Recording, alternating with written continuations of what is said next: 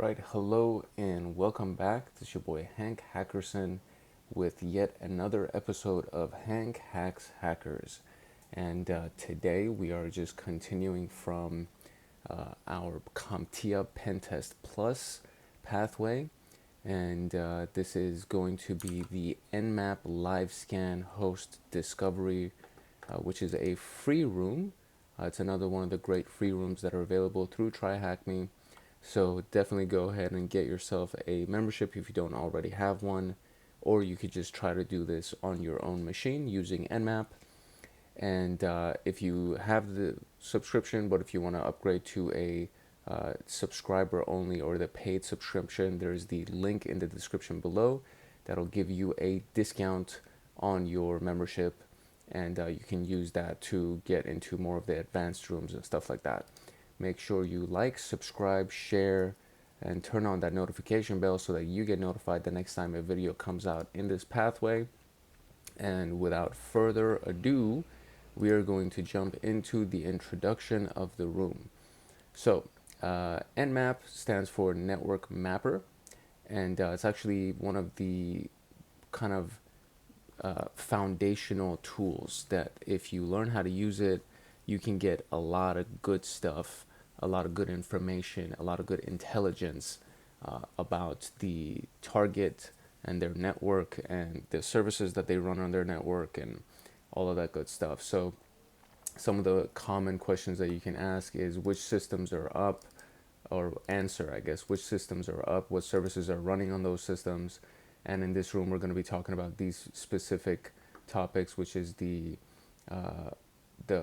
not that. So there, we're going to be doing those in the next rooms, which is going to be the basic port scans and advanced port scans, stuff like that. So live host discovery is the one that we're in right now. And then there's going to be those other two rooms that we're going to cover in the next couple of modules. And then there's the post port scans, which I don't think I've done yet. No, I haven't done those yet. So this is a good extra room that we're going to probably end up doing later. And so there are different approaches that we can take to discovering live hosts. There's going to be the ARP scan, the ICMP, which is basically a ping scan, and then the TCP UDP ping scan. And they send, TCP or UDP, they send packets to either TCP or UDP ports to discover live hosts. So we're going to talk about the ARP scan and the mass scan, and explain how they overlap and how they work in the host discovery. And basically, this is kind of what it's going to look like. As let's see if there's anything useful in here. No, it's just about the history of Nmap. So, it was created by Gordon Lyon, which is Fyodor, I guess that's his handle. He's a net security expert, open source programmer. It was released in 1997, so it's been around for a long time. And it's short for Network Mapper. It's free, and it's an industry standard. Literally, everybody uses it all the time. I've used it for a lot of the videos that we've done, and we're probably going to continue to use it. So it's one of the best tools in your utility belt, so to speak, right? So learning how to use it and then learning how to use the scripts that exist within it are going to be very useful for you. So these are kind of the steps that you can take through Nmap. So you can enumerate the target, see what IP addresses are on there, and kind of figure out the different pathways and portals and endpoints that are on the target. You can discover live hosts, so who's actually up and running. Reverse-DNS Lookup, you can scan ports, you can detect versions, detect operating systems. You can trace routes. There are scripts that you can run that will show you even vulnerabilities that are on those systems, and then, of course, write the output into some kind of a file that you can analyze later. So these are really, really great tools or tool sets that you can do, or objectives, let's say. These are great objectives that you can accomplish using Nmap. And so we're going to be using the attack box and the target virtual machine. So that's one of the things that I got to get going, so that, because it takes a couple of minutes for the attack box to come up. And the target machine, usually they run very quickly. So we're going to just kind of make that attack box run in the background. I'm going to minimize this so it doesn't pop back up and mess with my full screen view. And so just to kind of get an understanding of the basics of network mapping, it's a very, very good idea to understand what a subnetwork is, right? So if you've never seen subnets or the IPs that represent subnets, it's a good idea to kind of understand how the whole thing works. And what we're trying to do, so first let's look at the definition, right? So a network segment is a group of computers connected using a shared medium. For instance, the medium can be Ethernet or Wi-Fi access. And in an IP network, a subnetwork is usually the equivalent of one or more network segments connected together and configured to use the same router. The network segment refers to a physical connection, while a subnetwork refers to a logical connection. So a network segment is a physical connection and a subnetwork is a logical connection. It's a good idea to understand that. In the following network diagram, we have 4 network segments or subnetworks. Generally speaking, your system would be connected to one of these network segments or subnetworks. A subnetwork, or simply a subnet, has its own IP address range, and is connected to a more extensive network via a router. There might be a firewall enforcing security policies depending on each network. Okay, so the big thing that you need to understand is that each one of these sections between these dots represents 255 IP addresses from what I remember. There's a total of 256 that could be available, but or maybe even 254 is what's actually available. Excuse me, so let me rephrase.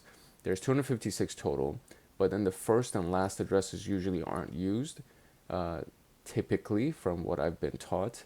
And so within each one of these, you get 254 options. So for example, if there is 2 missing, that means this particular network can host 254 times 254, right? That's all of the different variations that can exist within that. Maybe not times each other. Maybe it's 254 times 2. I think that's what that's what that is. It's been a while since I've looked at these. But if there's only 1 missing, that means there's 254 inside this network. Yeah, so it's addition. It's not multiplying by 2. So there's within this, there's 10.1.100 dot anything from 0 to 254, right? And then if there's 2, then that means there's 10.2.254, and then there's all of the options within that as well. So maybe it is multiplication. If you can figure that out for me and drop it in the comments, that would be great. But that's basically what these things kind of represent, right? So you have these different subnets or these network segments, and they're all connected and they make one giant network. And within each one of them, they get their own series of IP addresses, okay? That's kind of basically what we need to take care of and what we need to understand. If there's a /16, meaning that the subnet mask can be written as this, right? 255.255.0.0. This subnet can have 65,000 hosts. So no, it is multiplication.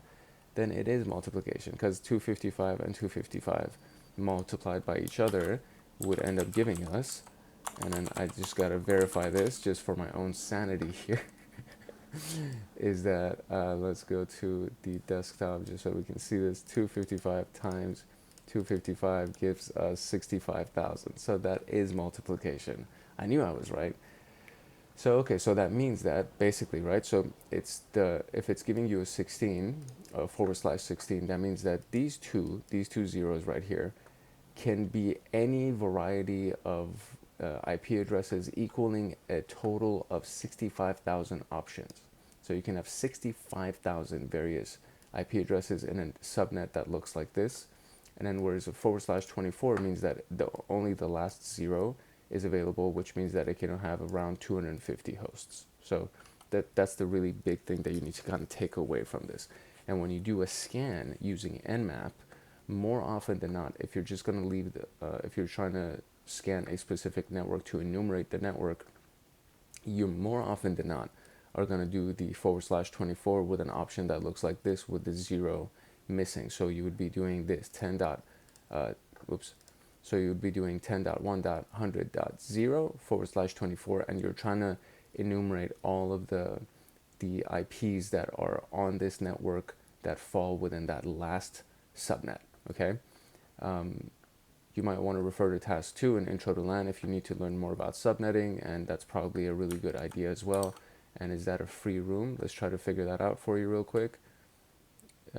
This is also a free room. So the Intro to LAN room is also a free room that's available that you can do on TryHackMe. So as a part of active reconnaissance, we want to discover more information about a group of hosts or a subnet. If you're connected to the same subnet, you would expect your scanner to rely on ARP, which is Address Resolution Protocol queries, to discover live hosts. An ARP query aims to get the hardware address, which is the MAC address, so that communication over the link layer becomes possible. However, we can use this to infer that the host is online as well. We'll talk about this in task 4. If you're in network A, you can use ARP only to discover the devices within network A. Suppose you're connected to a subnet from a different subnet of target systems. In that case, all packets generated by your scanner will be routed via the default gateway, which is your router, to reach the systems on another subnet. However, the ARP queries won't be routed and hence cannot cross the subnet router. ARP is a link layer protocol, and ARP packets are bound to their subnet. So click on the View Site button to see the network simulator, and then we can kind of use that to address the remaining questions, or to answer the remaining questions. And so this is the network simulator, and it's a really good exercise actually to kind of help you understand what it really means when computers try to communicate with each other, and if they're within a subnet, which is, so this is a subnet right here. It has its own switch, there's the router, and then there's another subnet and it has its own switch, and they communicate via the router to each other, right? So from computer 1 to computer 1, to indicate that it is a broadcast, then packet type would be ART request, and the data would be computer 6 because we're asking for computer 6 MAC address, right? So right here is where we would do it. So computer 1 to computer 1, packet type is going to be an ARP request, and the data is going to be what is computer 6's info. That's basically what we want. So it'll send it, and it goes all the way out to everybody, and then we don't get anything back. So the first question is, how many devices can see the ARP request, right? And the answer was 4, because when you send it, the communication comes out of this one, and then it goes back to all 4 of these, including the router, right? So that you have 4 devices that see your request. Did computer 6 receive the ARP request, which is all the way down here? And it didn't, because it stopped at the router and it didn't go back to any of these other things. And it's mainly because of the fact that we're using an ARP request packet type, which only communicates to your own subnet. So now if we do computer 4 to computer 4, same thing, and then we're trying to figure out computer 6's information. So if we go here, computer 4, send the packet, it sends it out, and then we do get a response. Say, hey, computer 4, I'm computer 6. And why does that work? Because they are on the same subnet, right? So 4, and then you did get a response. So that's basically the idea here, specifically with ARP requests. So that's very important to understand. ARP requests only work within the communication of a subnet, within that network segment. Moving on to enumerating targets. So, as we mentioned before, there are different techniques that we can use for scanning. In task 1, before we explain in detail and put it into use against a live target, we need to specify the targets that we want to scan. Generally speaking, you can provide a list, range, or a subnet. Examples of target specification are, this would be the IP address of the machine, scanme.nmap.org example. We'll scan 3 IP addresses. A range of this, and then 15 to 20 will scan 6 IP addresses, 15, 16, 17, 18, 19, 20, and 15, 16, and all the way to 20, like it says. And then subnet machine IP 30 will scan 4 IP addresses. You can also provide a file input for your list of targets, so you can do nmap input list, and then the list of hosts that you want to scan. If you want to check the list of hosts that Nmap will scan, you can use Nmap SL targets. This option will give you a detailed list of the hosts that Nmap will scan without actually scanning them. However, Nmap will attempt a reverse DNS resolution on all the targets to obtain their names. Names might reveal various information to the pentester. If you don't want Nmap to do the DNS server, you can add N. So don't do the DNS server. You can do that. And so launch the attack box using the attack box button, open the terminal when attack box is ready, and use Nmap to answer the following questions. So we're going to be scanning this thing as our first target. So let's check that out just so you can kind of see what that looks like live. So the thing should be open by now. Cool, and we're going to open up our terminal and we're going to be scanning. We're going to do Nmap, so a basic Nmap command 1010 12 13 and then /29. And that's what the command looks like. And so let's press enter and see what we get. So it says scan has been done. 8 IP addresses scanned in 0.59 seconds.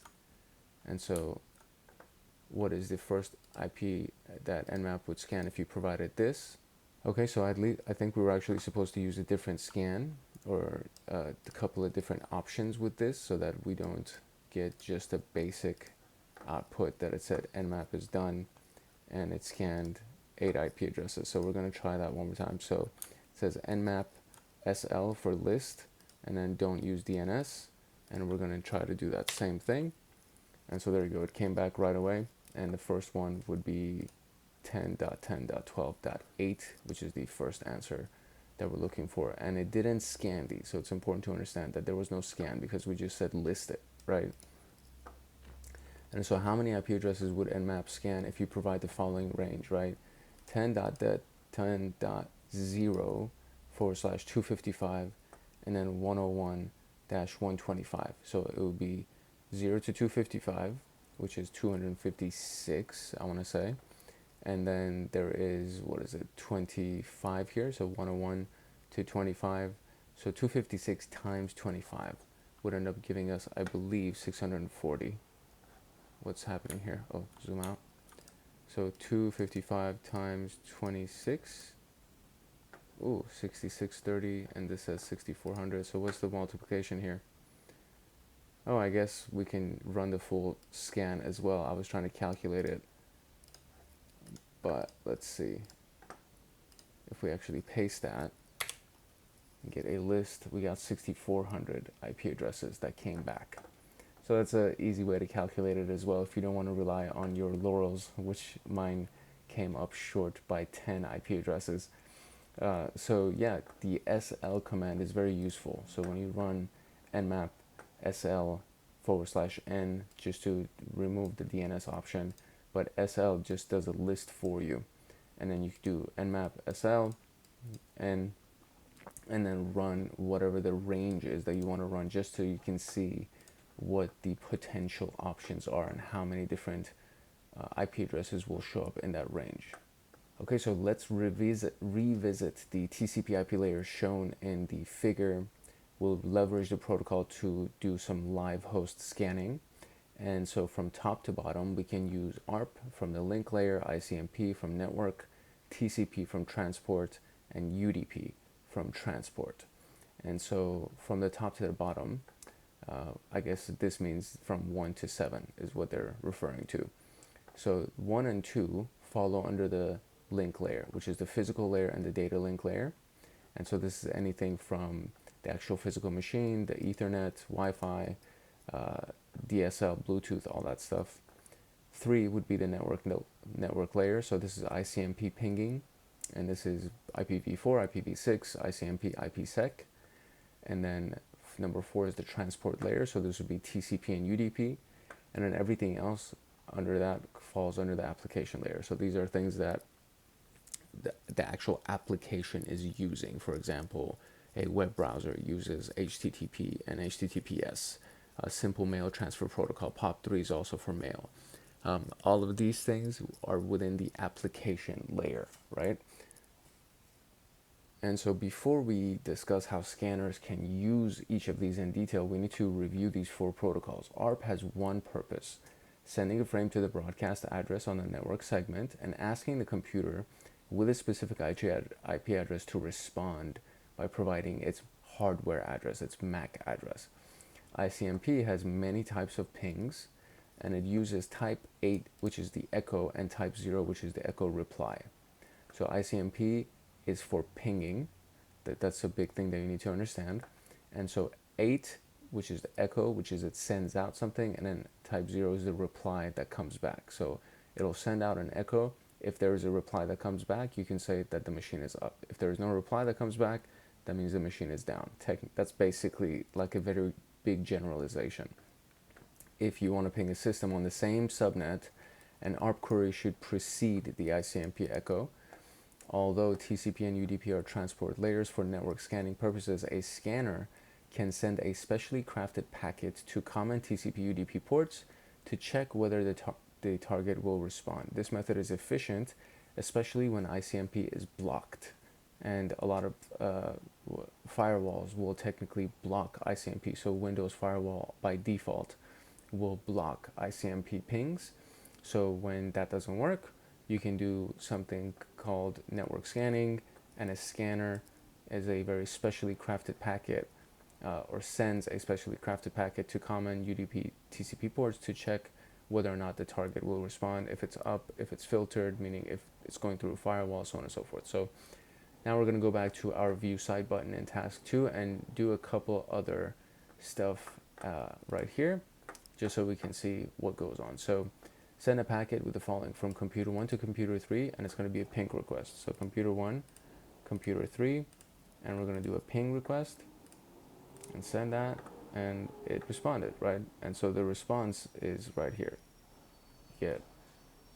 You see the full back and forth right here, but this is the actual conversation that happens. So computer 1 sends to computer 3, and it says, who has computer 3 tell computer 1? The response is, hey computer 1, I am computer 3. Then the ping goes out. So an ARP request will go out first because they're on the same network. And then the ping will go out, and it says, sending a ping request packet from computer 1 to computer 3. Then computer 3 received the ping from computer 1 and sending a ping response to computer 1, and then sending the ping response back from computer 3 to computer 1. Computer 1 received the ping response from computer 3. So we're going to do it one more time just so you can see kind of what that looks like. We're going to send the packet, 1 goes out to 3, and then that comes back. I think it's because we already did that it did the full thing. So maybe if I'm going to do this, send it, and you see how it'll kind of go back and it'll come back, and it's going to go all the way through. And maybe that was the wrong example because the ping request will go all the way. But you see the conversation, right? It'll do that. So if we do an ARP request, for example, data and packet must be valid. So we'll do computer 6 one more time, and it'll go out and nothing will happen. So let me see. I want to reset this because this whole conversation is now here again, and I want to be able to kind of get the whole thing. So let's do computer 1, computer 3. We're going to do a ping request, excuse me. And I'm not going to put any kind of data. We're just going to send a packet, and it'll come back and it'll show it, and that's it. And so that has happened. So as you can see, the first time that we did it, there was an ARP request and ARP response first. And then let's zoom in. The first time that we did it, there was an ARP request and a response first, and then the pinging started happening. And then I did it one more time, and I went to computer 6. And then the last time, the most recent time that I tried to send one out, it happened, it just did the ping. There was no ARP request sent anymore. This was the one that I did from computer 5 to thing, but and this is when we were pinging everything to try to get a response from computer 6. But in actuality, when you've ARP requested one time already, the ping request will just only send a ping from that moment on forward. So what is the type of packet that computer 1 sent before the ping, which was ARP request? What is the type of packet that computer 1 received before the ping? It was an ARP response. How many computers responded to the ping request, which is 1, and it was literally computer 3 responded to computer 1, and that's the only thing that needed to happen, that should have happened. And then now we are doing another one, which is send a packet from computer 2 to computer 5, and then use a ping request from computer 2, which is up here, and it's going to go to computer 5 over here. So we're going to try to do that. Computer 2, computer 5, ping request, send the packet, and then you'll see that it goes out to everybody in that network first. The router will respond, and then the ping request will go out, and it gets to computer 5, and it comes back through the router, and it goes back to computer 2. And so the blue dots that go out first is ARP packets. So, and every conversation that has not happened previously yet, and they've never communicated with each other yet, the first thing that'll go out is going to be an ARP response, or an ARP packet, excuse me. It's going to be an ARP request, and then the response will come back. And then once the ARP request is completed, the ping request is going to go out. And so we can see that here again. So ARP request, it's going to go from here. So computer 2 says computer 5 is not in my local network, sending to gateway, which is the router. The router is going to respond and says who has router, tell computer 2. And then the response is, hey computer 2, I am the router. So first it tries to communicate with the router comes back and says, hey, this is me. And so that IP address gets registered in the history and in the log, so that it doesn't have to be repeated again. Then the ping goes and it says, hey, I'm sending a ping request from computer 2 to computer 5. It'll go through the router. Computer 5 received a ping request from computer 2, sending a ping response. And then the ping response packet comes from computer 5 to computer 2, and then computer 2 has received the response, right? And that's basically the process when you're communicating across networks. So what is the name of the first device that responds to the ARP request? It's the router. What is the name of the first device that responds to the second ARP request? It will be computer 5. And then send another ping request. Did it require a new ARP request, right? So if we do it one more time, it shouldn't, right? It'll just send the ping, and it'll go to 5, and it'll come back, and it'll go through the router and the switch, and it'll come back to computer 2, because we've done the ARP request already, and that shows up in the logs, so it doesn't need to be done again. Now, if you reset your logs, if you cleared your logs, then it'll happen again, and it'll send another ARP request. Okay, so Nmap host discovery using ARP. So now we're going to actually run some Nmap commands using ARP, ideally, I think. So how would you know which hosts are up and running? It's essential to avoid wasting our time port scanning an offline host or an address that is not in use. There are various ways to discover online hosts. When no host discovery options are provided, Nmap follows the following approach to discover live hosts. When a privileged user, which is sudo, tries to scan targets on a local network, which is Ethernet, sudo or admin, I guess, Nmap uses ARP requests. A privileged user is root, or a user who belongs to sudoers and can run sudo. When a privileged user tries to scan targets outside the local network, Nmap uses ICMP echo requests, TCP acknowledge to port 80, TCP SYN to synchronize to port 443, and ICMP timestamp request. When an unprivileged user tries to scan targets outside the local network, Nmap resorts to its TCP three-way handshake by sending SYN packets to both 80 and 443. The difference between this is that a SYN request, just a SYN request, does not show up as big of a red flag on a network defense system as a full handshake would. A full handshake, when you connect to a specific port or a specific IP address, shows up as a complete conversation. That's what they're referred to. And that conversation is shown up as more of a, especially if it's done frequently or if it's done across a bunch of IP addresses, it shows up as a bigger red flag than if it was just a bunch of SYN packets being sent out, because they're not trying to complete the full conversation.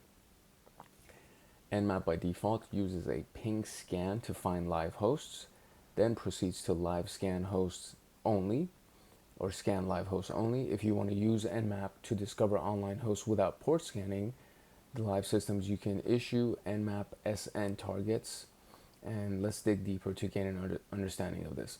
So ARP scan is possible only if you are on the same subnet as the target system on an Ethernet 802.3 and Wi-Fi 802.11. You need to know that MAC address of any system before you can communicate with it. The MAC address is necessary for the link layer header. The header contains the source MAC address and the destination MAC address. To get the MAC address, the OS sends out an ARP query. As we established, ARP query specifically is to get the MAC address. A host that replies to ARP queries is up. The ARP query only works if the target is on the same subnet as yourself, as we already established, which is on the same Ethernet or Wi-Fi. You should expect to see many ARP queries generated during an Nmap scan of a local network. If you want Nmap only to perform an ARP scan without port scanning, you can use Nmap Nmap PR SN and then the targets, where PR indicates that you only want an ARP scan. The following example shows Nmap using ARP for host discovery without any port scanning.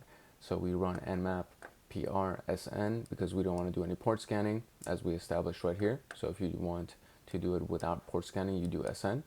So PR is an ARP query, SN is no port scanning, and then you just do the machine IP/24 to discover any live systems on the same subnet. So sudo nmap port scan removal SN, excuse me, this is a ARP scan, this is no ports, don't scan any ports, and then you leave the last 24, you want the last 24 bits or bytes, excuse me. Dyslexia is kind of kicking in. I think it's bytes, no, bits. It's bits. I believe so. Each byte is 8 bits, so I think it's 24 bits. Anyways, the point is, when you do this, it's trying to find out everything that is within this subnet, right? And so Nmap is going to run, and it's going to give you some responses, and it'll give back some new IP addresses that are on that subnet. And then you see that right here. So in this case, the attack box has the IP address 10.10.210.6, and it used ARP request to discover live hosts on the same subnet. ARP scan works as shown in the figure below. Nmap sends ARPs to all the target computer, and those online should send an ARP reply back. So very simple. ARP request, ARP reply back. That's it. And the answer is the host is live, right? If we look at the packets generated using a tool such as TCP dump or Wireshark, this is what I was talking about earlier, we'll see a network traffic similar to the figure below. In the figure below, Wireshark displays the source MAC, the destination MAC, the protocol, and query that's related to each ARP request. The source address is the MAC address of our attack box, while the destination is the broadcast address, as we don't know the MAC address of the target, right? So however, we see that the target's IP address, which appears in the info column, in the figure, we can see that we're requesting the MAC address of all the IP addresses in the subnet. The host with the IP address we're asking about will send an ARP reply with its MAC address, and that's how we know that it's online.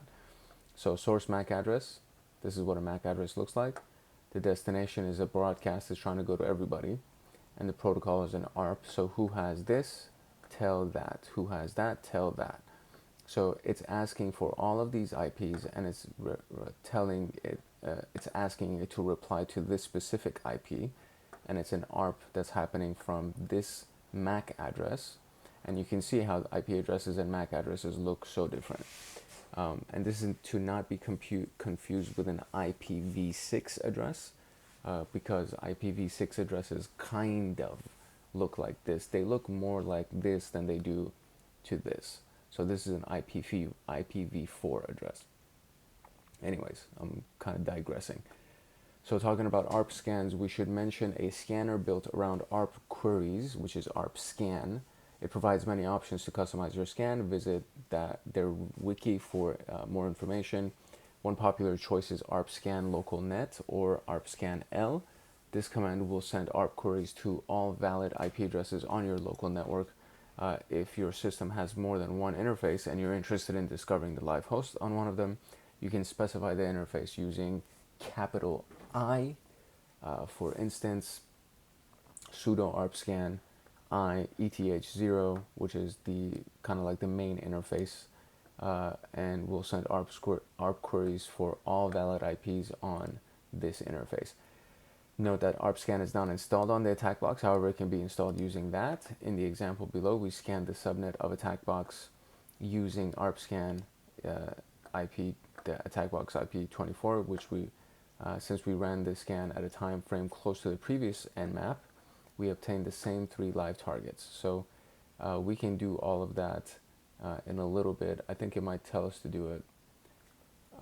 Answer the following questions. We will be sending, and so just to kind of, instead of skipping ahead. So similarly, the ARP scan will generate many ARP queries that we see using Wireshark, and we notice that the packet capture for ARP scan and Nmap PRSN yields similar traffic patterns. So from the MAC address, it's a broadcast ARP protocol, and it's asking the same type of questions, and it makes the same kind of announcements to come back, right? So if you close the network simulator, go back to the visit site button, and so now we're going to do an ARP request from computer 1, and it's going to go to computer 1 to say that it's a broadcast. The packet type is going to be an ARP request, and the data that we're requesting, it says try all 8 possible devices other than computer 1 in the network. So computer 2, 3, 4, 5, 6, 7, or computer 2, 3, 4, 5, 6, switch 1, switch 2, and the router. So we can do computer 2. So we can do computer 2, send the packet. It'll send an ARP packet to everybody first, and then computer 2 responds. We'll do computer 3, send the packet. It'll send everything, because it's a broadcast, it goes out to everybody. Then computer 3 responds. Then you do to computer 4. It sends it to everybody, including the router, but nothing happens. So pay attention to that, right? Then we'll do computer 5, same thing. So it'll send it to everybody, including the router, but nothing happens. Then you do computer 6. Same thing. So now we're going to switch from the computers to actually switches. So we'll have switch 1. We're going to do it, ARP request. Again, it's going to go out to everybody, but there's no response that happens the same way that if computer 3 responds and it goes back. Then you would do something for switch 2. Goes out again to everybody, but nothing happens because it doesn't leave its subnet, because it is an ARP request. And then now we're going to do one to the router. And it'll go, and the router will actually respond. And that's key to just kind of notice here, is that it really only works where you would get a response only with either the router or with the computers that are included in that network segment or that subnet, specifically to an ARP request. If it was a ping, completely different story. But we're doing an ARP request specifically because we want the MAC address that comes back, and that only works if they're on your subnet, okay? Okay, so Nmap host discovery using ping, ICMP ping. We can ping every IP address on a target network and see who would respond.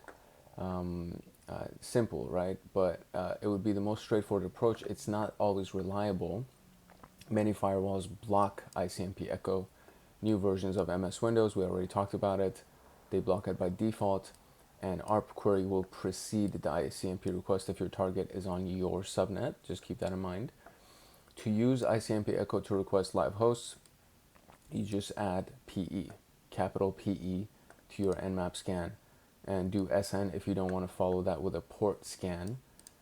As shown in the following figure, the echo scan works by sending an echo request, and then there would be an echo reply.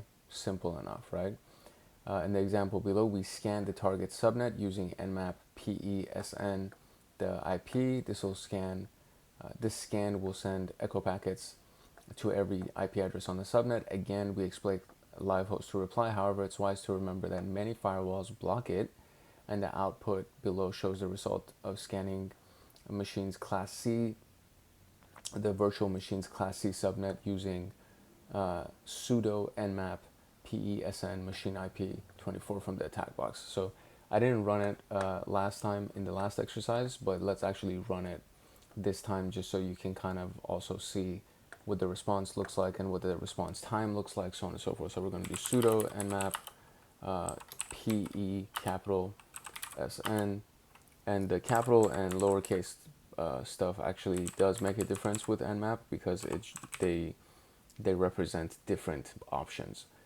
So now the command is this: sudo nmap capital PE lowercase SN 1010, and then that's the IP that we're looking for. And so it's going to give us our response in a little bit. And so here we go, right? So it'll give you host is up for this IP, host is up for this IP, so on and so forth. And let's see if there's anything that says host is down. So host is up, host is up, host is up. Well, actually, it should only show the ones that are up. So it's not going to list anything that's down, obviously. So it only show the ones that are up. And so the scan output shows that 8 hosts are up. Moreover, it shows their MAC addresses. Generally speaking, we don't expect to learn MAC addresses of the targets unless they're on the same subnet at our system. The output above indicates that Nmap didn't need to send ICMP packets, as it confirmed that these hosts are up based on the ARP response it received. If we repeat the scan, this time we will scan from a system that belongs to a different subnet. The results are similar without the MAC addresses. So this is going to be the same scan, but now we're looking at something on a different subnet. So 220/24. Actually, it's literally the same command. So it would be the same command, sudo nmap PESN 68/220 and then 24. Okay, so I mean, it returned the MAC addresses this time as well, but so it says if we will repeat the scan. However, this time we will scan from a system that belongs to a different subnet, and I think the issue is that I'm still on the same subnet. I'm not using a different system. So since I'm on the same subnet, it's still returning the MAC addresses to me. Because I'm literally using the same attack box. So the results are similar, just without the MAC address. And so that's the main difference, is that if you're on the subnet, it'll return the MAC address to you. If you're not on the subnet, it just doesn't. It just says that the host is up at whatever the address is. And if you look at Wireshark, then it actually gives you a different thing, right? So the protocol now is ICMP. And instead of the source address being a MAC address, it's actually an IP address. And instead of the destination being a distributed response, which is specifically, what was it called? A broadcast, that's what it was called. I don't need to go up. So instead of the destination being a broadcast, it's actually specifying the specific IP addresses. It's an ICMP protocol, and the info is a ping request. It actually literally says it. It's an echo ping request, and the rest of the information is just the ID, the sequence number, the time to live, so on and so forth. So because ICMP echo requests tend to be blocked, you might also consider the timestamp or address mask request to tell if a system is online. Nmap uses timestamp requests, which is type 13, and checks whether it will get a timestamp reply, which is a type 14, and adding the capital PP option tells Nmap to use timestamp requests as shown in the figure below. So timestamp request, timestamp reply, and that's basically it. And in the following example, we run it to discover online computers on the machine's subnet. So I'm going to do that now, just to kind of get this in our system a little bit. PP capital, SN lowercase, 10, 10, 68, 220, /24. So now, let's see. We still do get a MAC address response because we are on the same subnet. And then we do get a host is up for this IP, that IP, so on and so forth. So there's similar responses. It's just, we actually, should we see a timestamp as well? There should be a timestamp, right? So in this particular case, the responses are very, very similar because we're on the same subnet. We're requesting information on the same IP with the same subnet, so on and so forth. So specifically, we're just getting a response via the timestamp request. So in a case where we were scanning something that's not on our subnet, it would make a difference. And in this particular case, it's kind of, we're just going through the motions just so you can see, or just so I can see, I guess, because for you it doesn't make a difference between me reading this and me running it, but I'm trying to also kind of expand my own skill sets and reaffirm a lot of these things in my own cells, the cells of my body, just so I can kind of get these things done. So this is what it looks like on Wireshark, right? Still ICMP, but now it's a timestamp request versus the last one that we ran, which was a ping request, right? So that's a very big difference there. And now we have a ICMP type 17, which is a mask query, address mask query, whether an address mask reply comes back, and this is done using the PM option. And same thing, it's request and a reply that comes back, but instead of PP, you just do PM, and that's it. And you do SN, so you don't scan any ports. And so let's run that real quick. Sudo nmap PM SN 10 10 68 220 24, and there we go. So very similar. It finished with 256 IP addresses, 0 up, scanned in 52 seconds. For us, it says illegal net mask. Okay, did I do 243? Oh, I did do 243. That's why. There you go. 24. Okay, there you go. It actually shows what is up. And we do get the MAC address again because we're still on the same subnet. And similar results, right? So pretty similar to all of the other scans that we've run. But what makes a difference in these situations is if somebody's watching it on the other side. So if somebody's watching this on Wireshark, then you see, again, it's a ping request, but now it's an address mask request, right? And these things show up differently in Wireshark and have different impacts in Wireshark. And even if they don't, because this is all pink, so as you see the color coding of Wireshark does the same type of categorizing because of all of these things. So they all show up as not severe, because there is red, like a bright red, and then there's black. And so red and black get priority. But when you see a pink color set on your Wireshark results, it's enough to kind of raise an eyebrow and be like, what's going on? Like, what is happening here? Who is this IP that's scanning us? And why are they trying to see if our hosts are up?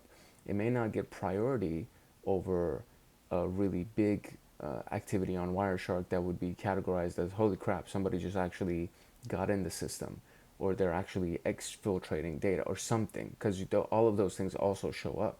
And the payloads that were transferred into the network, all of those things actually show up in Wireshark, and those get priority. But these things are also important. So if you notice this, and then a couple of days later, you'll notice that the same IP address is now trying to do some other shit, it's like, oh, okay, you know, your eyebrow should have been raised way before. And scripting is very important with this, because if you're working on a small team, being able to write a script that can take care of these things in advance is very important.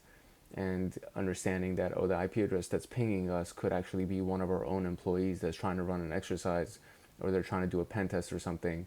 All of those things need to be considered when analyzing traffic like this. So there's a lot of other minutia that goes into that, and I'm going to talk about that right now. But it's just important to understand that these are the types of results that come through Wireshark, and they all are essentially doing the same thing on the scanning side, where it gives you the same information, but on the viewer side, on the analyst side, it looks different, and it should be categorized differently. So just as some reminders, was the option to tell Nmap to do a timestamp inquiry, timestamp ping. It would be PP, capital PP.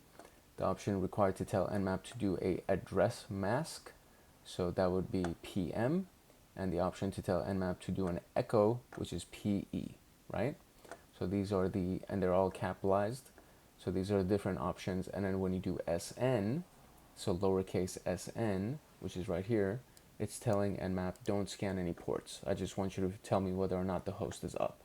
Okay, so now we're gonna go into TCP and UDP. And this is the stuff that goes a little bit further than pinging and a regular ICMP ping. So you have the TCP SYN ping, so a synchronized flag to port 80 by default, and then you wait for a response. If it responds with SYN acknowledge, which is the midway, so it's the first one right here, or the second one, sorry, closed port will result in a reset request. In this case, we only check whether we get any response to see whether the host is up. The specific state of the port is not significant. The figure below is a reminder of a regular TCP three-way handshake. So you send the synchronize, it says synchronize acknowledged, and then you say, okay, I acknowledge you, right? That's a full handshake.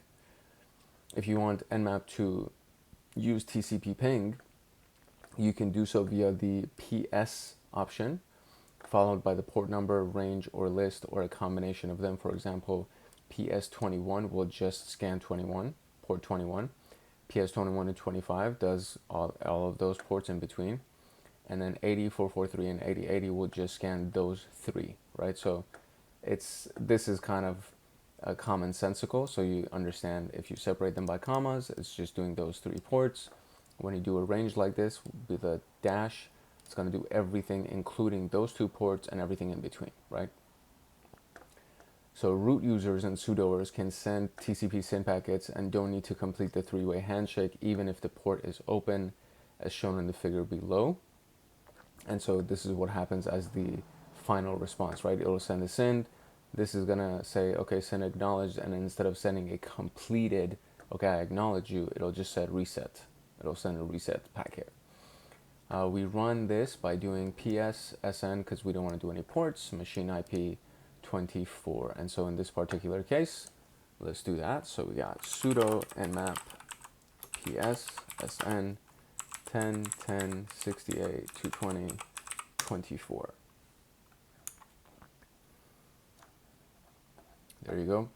The response is very similar to all the other responses that we got. And this was now on the Wireshark side. I'm sure we're going to go see that right now. There we go. On the Wireshark side, right, this is where we are, yeah. So now the protocol is TCP. It's no longer ICMP. The info is it's coming from this port and it's going to port 80. So this was the source port and this is the destination port. These are all the SYN packets that have been sent, and we don't see the rest of the traffic because there was probably an acknowledged packet that was sent back. But notice how this has all been color-coded as green, and it is not color-coded as pink, as you see with all of these other ping requests, because it's a little bit less little less suspicious to do a TCP SYN acknowledgement request. And so this was the SYN packets that were sent, and then this was the SYN ping, that were sent. And so there's an ACK ping, so an acknowledgement ping. And so when you do that, the source computer at the source IP with the port sends the acknowledgement request first, and then the response will be a reset response, okay? And same thing happens where just you can declare which ports or which port ranges you want to do, and we can just run that real quick, and the response is probably going to be the same. So PASN 10 10 68 220 24, and I bet you the response is going to be the same. Yeah, it is. So the response is the same. You get the same list of IP ranges that come back, and let's see if the last one is 185. Yeah, their responses are all the same. So the significance here is when we run this, the response again is going to be, this is all green, right? And it's a TCP, it came from the port, source port, it all went to HTTP port 80, and then we got an acknowledge packet that was sent out, and so the response back is going to be a reset package, because the acknowledge packet, if you can remember from the TCP handshake from the very beginning, is the last part of this. So SYN is the first, SYN acknowledges the middle, and then acknowledges the last one. So when you do a SYN ping, you're doing the first part of the conversation. When you do an acknowledge ping, you're literally sending the last part of the conversation. And so immediately it's going to send back a reset. So then there is so we did the ACK ping. Yeah, we already did the acknowledge ping. And now we have a UDP ping. It sends a UDP packet. And typically, the response is not going to look the same. So you send a UDP to discover if the host is online. Contrary to the SYN ping, sending a UDP packet to an open port is not expected to lead to any kind of reply. So if you send it to a closed port, we expect to get a port unreachable packet. So that's how you kind of understand whether or not the host is up. If you actually get a reply from a UDP ping, that means it's probably not up. But if you don't get a reply, it probably means it's up. So in the following figure, UDP packet sent to a port, not triggering any response. However, sending UDP packet to a closed port will trigger a response indirectly indicating that the target is online. The syntax to specify the ports is similar to a TCP pin scan, which you can do basically the same, where it was like, you know, do port 21 separated by a comma, or you do the range between them like so. So the syntax for this is very similar, except instead of that, you're just going to do PU. So let's just run it real quick. Nmap PU. Notice that we don't need to do we do. It does require sudo in this particular example. So we're going to do sudo PU 1010 10 68 220 24. And it's going to run it. It's going to give us back a response, and most likely we are also going to get a MAC address for all of these as well. In this particular case, though, we can notice that the IP ranges are actually very different. So the 1010, it starts with 13, it ends with 185, and that was the last thing that we ran, which was the acknowledge package that's sent out. This one starts with 13, the list ends with 222. We have 185 as well, but we got a couple of extra responses at the end of this. And so the hosts are up, right? So the UDP scan yielded in a different set of results. So this one we had, how many did we have? It said we had a total of 8 hosts that are up, and in this one we had 10 hosts that are up. So we did get more results when we ran the UDP scan. And so if we inspect the UDP packets, they show up blue, and very simple. There isn't all the other information that was available in the info section. So for this, you see how there's a lot more information, and I think it'll continue to even go further. But this one just shows you the source port, the destination port, and the length, which is a very short packet that was sent out. And then you have a mass scan, or mass scan. It's a MAS scan.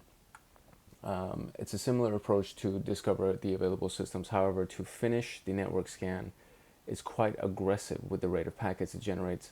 The syntax is similar. P can be followed by a port number, list, or range. Consider the following example. So mass scan the IP, and then these are the different ports. And then you can also do top ports, so meaning do the top 100 ports, and it'll just run those. It's not installed on the attack box. It can be run using apt install mass scan. So which TCP ping does not require a privileged account, which is the TCP SYN ping. It requires a privileged account. It's going to be the ACK ping. or the full handshake.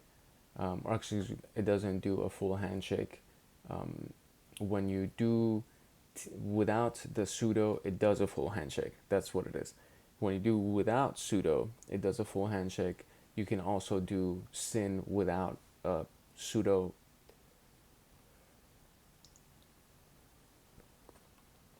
account. And so what option do you need to add Nmap to run a TCP SYN ping against the telnet port? And telnet port is port 23, and so you do PS against port 23, and that'll do that for you.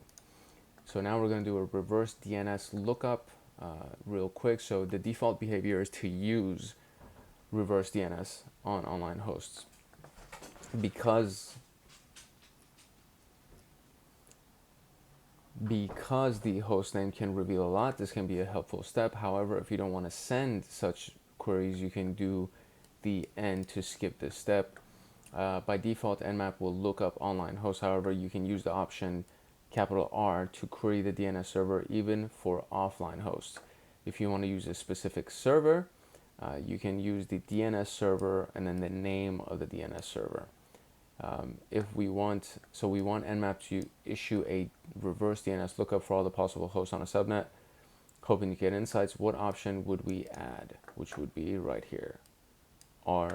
Capital R is going to query DNS servers even for offline hosts. So good information there. So this is the summary, and you are more than welcome to take a screenshot of this. I'm going to zoom in a little bit for you, but this is one of the free rooms anyway, so I really highly recommend that you actually go through this room. But this is kind of what it looks like. So you do all of this stuff is through Nmap, by the way. So you can do ARP scan, ICMP echo, timestamp, and address mask scan. Then you can do a TCP SYN ACK and a UDP ping scan. And do remember that as we ran all of these things, all of the results were very similar until we did the UDP scan, where we found 2 extra hosts in the subnet. So they do yield similar and or different results depending on if you're within the subnet, if you're outside of the subnet, and so on and so forth. So these are all sudo required, as you saw right here, except this one, as we discovered just a couple of tasks ago, the SYN ping scan did not require sudo. So it did say in this one right here, I think it was. Yeah, so which ping scan does not require sudo privileged account, which is the SYN ping scan. So even though they kind of have this best practice of putting sudo over here, if you actually have sudo privileges, then you don't necessarily need to do it for a SYN ping scan. And this kind of shows you just some general the filters themselves, or the flags or options, whatever you want to call them, which is for ARP, it was PR, and this is all caps lock, so all capitalized. ARP is PR, echo is PE, timestamp is PP, then the address mask is PM, and then when you want to do specific ports, you just put them in the ranges right after the option. So for TCP, we can do, PS, so SYN was PS, acknowledge is PA, and UDP is PU. These ones are kind of easy to remember because SYN starts with a SYN, acknowledge starts with an A, and then UDP starts with a U. And these are fairly easy to remember. So PE, echo starts with an E. Timestamp, it's kind of weird. It ends with a P, so timestamp ends with a P. Maybe that's how you can use to remember it. Address mask, M for mask, that's easy to remember. ARP, kind of weird, PR. I guess ARP, R, that's kind of easy to remember. But either way, you can either remember them or just print this out and have it as a cheat sheet, or put it inside a thing, like a spreadsheet, and have that readily available. And there's a bunch of cheat sheets that are just online that you can use and download, and they're really nicely made, and you could use all of that. So I mean, very, very quickly, I'm just going to do this for you. Nmap cheat sheet. And then if we just go to the images for Nmap cheat sheet, there's a bunch of stuff right here, right? So this one seems promising. So if we go here, Maybe if I open it in a new tab, there you go. Look at that. So very port specific options, scanning types, hosts, scanning commands, so on and so forth. So there's a lot of stuff, you guys. There's a lot of stuff that's available. If you just kind of flex your research muscle, you will get a lot of good information out there and you'll learn a lot. Nmap is a very important tool, so you got to get good at it. It's very important that you use Nmap and get good at Nmap. So highly recommended that you try it out and get really good at this tool. So this was our Nmap Live Host Discovery Room. It's your boy Hank Hackerson at Hank Hacks Hackers. If you want to get the paid subscription, there's the link in the description below that you can use. And otherwise, you can just follow along with us and learn from these videos that I keep putting out. And I'm trying to get more frequent, where I put out more videos on a daily basis. So you'll be hearing from me. So just make sure that you subscribe, share, like, and of course turn on the notification bell so that you get notified the next time that a video comes out. And once I know exactly what my schedule is going to be, I'm going to actually even put a posting schedule on the community section so that you can actually see when the videos are going to drop. And I'll try to even do this thing where it's like on one day we'll do only pen test videos, on another day we'll do, you know, only security analyst or blue team videos, so on and so forth. So I'm still trying to figure out what the scheduling is going to be and what the actual videos that are going to come out are going to be. But for now, it's kind of like, you know, balls to the wall, all hell breaks loose, just everything. I'm going to try to put as much videos out. So just make sure you like, subscribe, and turn on the notification bell, and you'll definitely get notified the next time a video comes out. And that's it. Boy, Hank Hackerson at Hank Hacks Hackers. Hope you guys enjoyed it. Hope you learned a lot from it. And I will see you in the next video. Peace, love, and chicken grease. Talk to you later.